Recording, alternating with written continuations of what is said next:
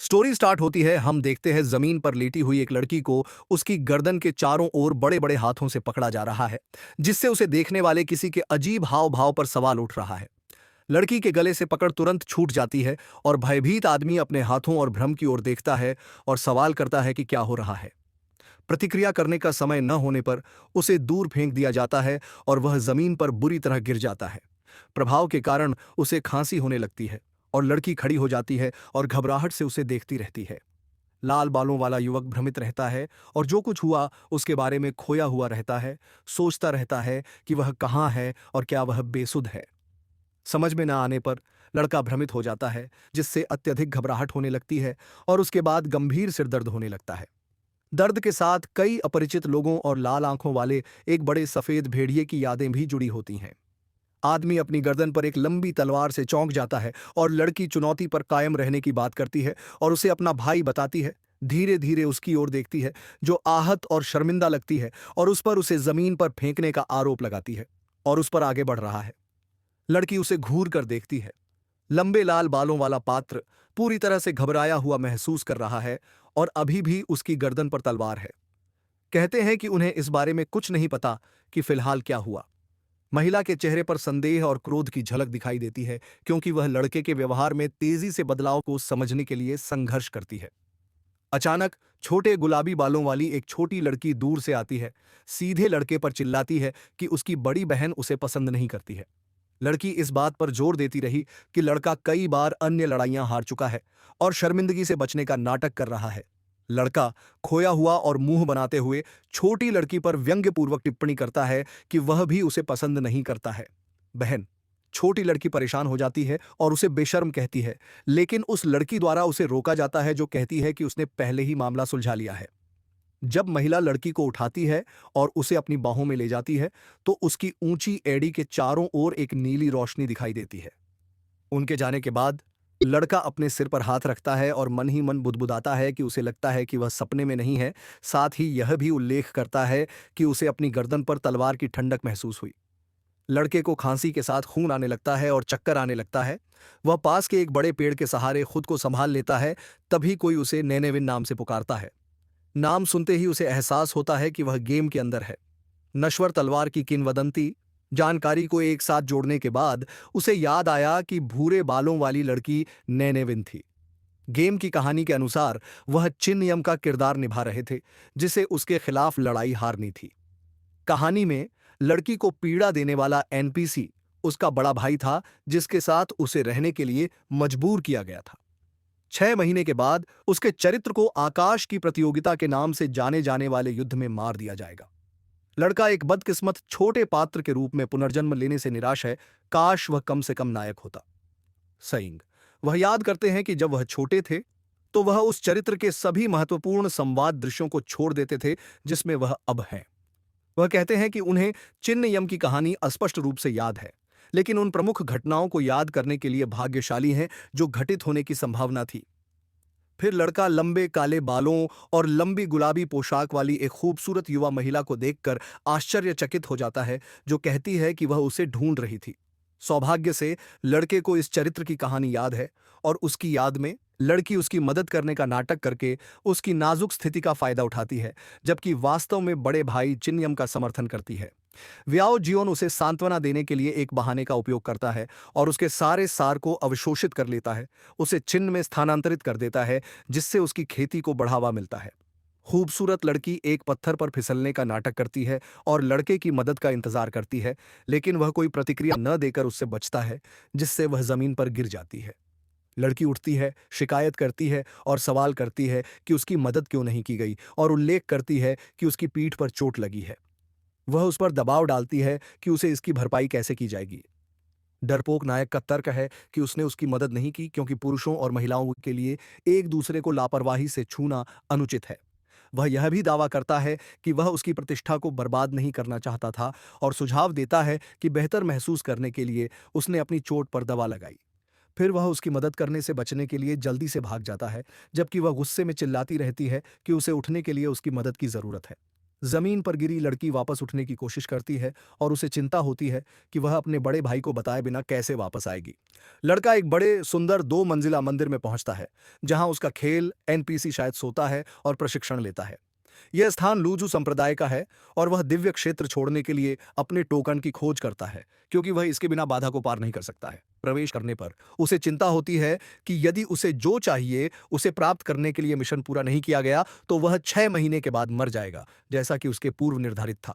लड़का अपनी और निंग युआन की शक्तियों को दर्शाता है, जो डोमेन की तीसरी परत पर है, जबकि वह क्यूई शोधन चरण में है। अपने बिस्तर पर वह स्थिति के बारे में निराश महसूस करता है, यह जानते हुए कि एक एनपीसी के रूप में वह बेकार रहेगा, जबकि उसका प्रतिद्वंद्वी अंततः गोल्डन कोर चरण तक पहुंच जाएगा। नायक प्रतियोगिता से पहले दिव्य क्षेत्र छोड़ने का लक्ष्य निर्धारित करता है और एक साहसी बनने पर विचार करता है। एक आवाज उसे बुलाती है। यह वही लड़की है जो उसके पीछे मंदिर तक गई थी। चौंक कर वह गुस्से से उठता है और उसे लगातार कहता है।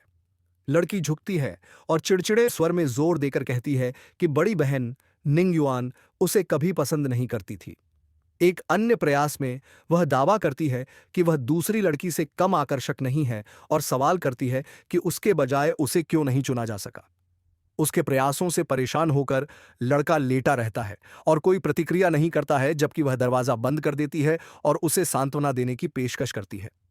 दरवाजा बंद करने के बाद लड़का घबरा जाता है और दूर चला जाता है, पहले से ही उसके इरादों से अवगत होता है और वह उसके प्रति अपने स्नेह की घोषणा करती है। वह सोचता है कि वह उसके करीब क्यों रहना चाहती है और जो कुछ हो रहा है उससे दबाव और शर्मिंदगी महसूस करने लगता है। महिला करीब आती है, उसे समझाने की कोशिश करती है कि वह उसे उतना ही चाहता है जितना वह उसे चाहती है। पूरे समय दृढ़ता से इनकार करती है। उसे बिस्तर में और धकेलते हुए वह दुर्भावनापूर्वक उसे पकड़ने के लिए विनती करती है और लगातार असहज होता लड़का कांपने लगता है। लियाओ सोचती है कि वह अपने लक्ष्य में सफल हो गई है, लेकिन उसे आश्चर्य हुआ। उसे कमरे के दरवाजे पर हिंसक तरीके से फेंक दिया गया।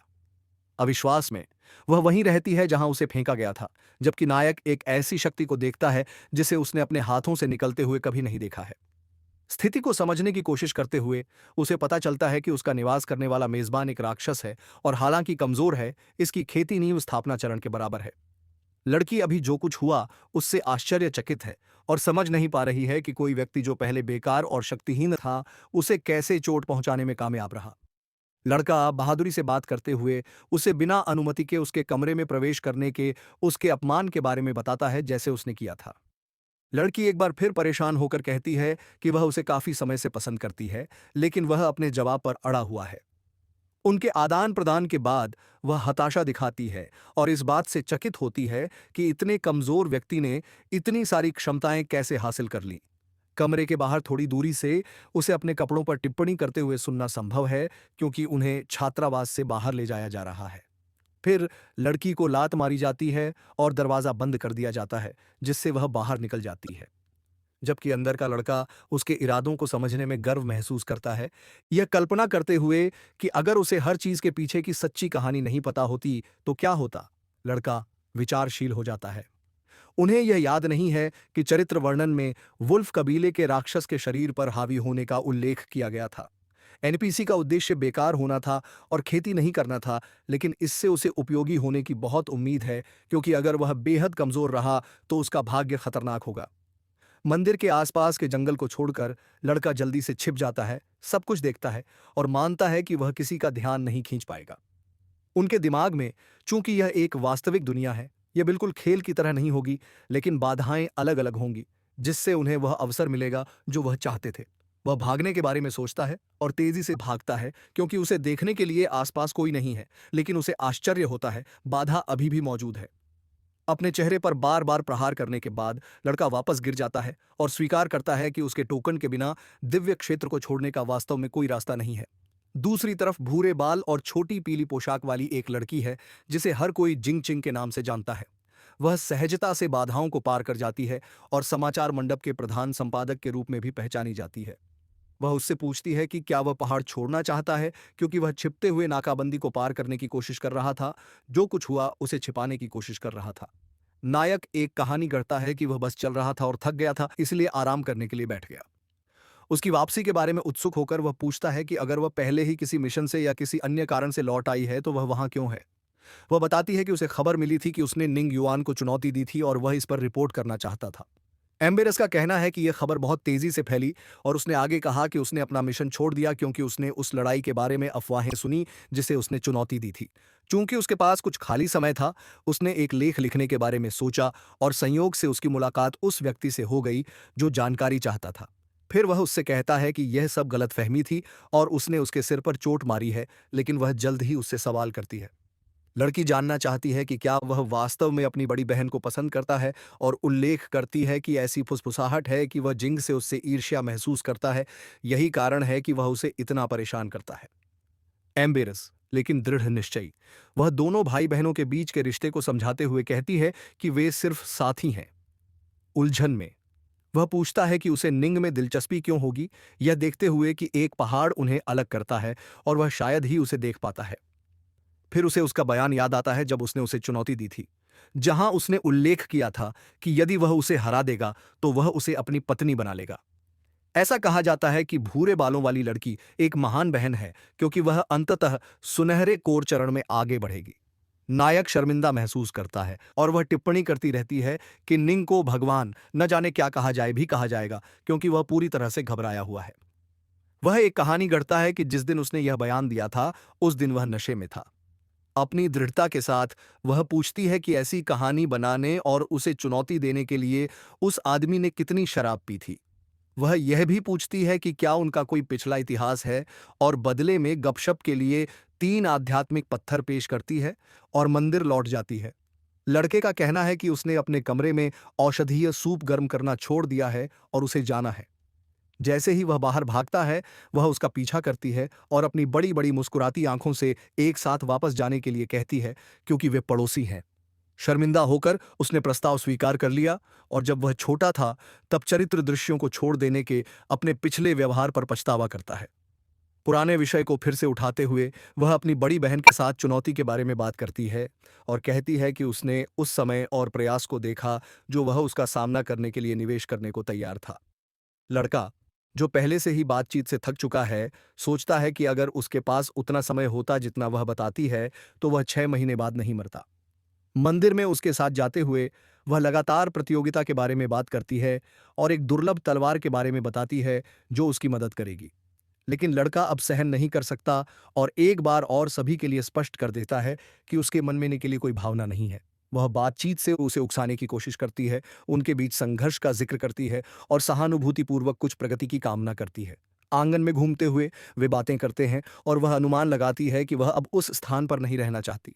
टोकन पर टिप्पणी करते हुए लड़की कहती है कि यदि वह 4 मिशन पूरे कर लेता है तो वह जो चाहे करने के लिए स्वतंत्र होगा। फिर वह जोड़ता है कि वह पहले से ही अपने मिशनों को इकट्ठा करने के लिए मंडप में जाने का इरादा रखता था। प्रतिक्रिया किए बिना लड़की उसे अजीब नजरों से देखने लगती है और लड़का कुछ समझ नहीं पाता। उसे एक पूर्वाभास भरी नजर महसूस होती है। वह उसके रवैये में अंतर देखती है क्योंकि उसने कभी भी कार्यों को खोजने में रुचि नहीं दिखाई है जैसी वह अब दिखा रहा है। लड़का कई चीजों के बारे में सोचकर घबरा जाता है, जिनमें से एक ये है कि क्या उसे मूल एनपीसी नहीं होने के कारण पकड़ा गया है।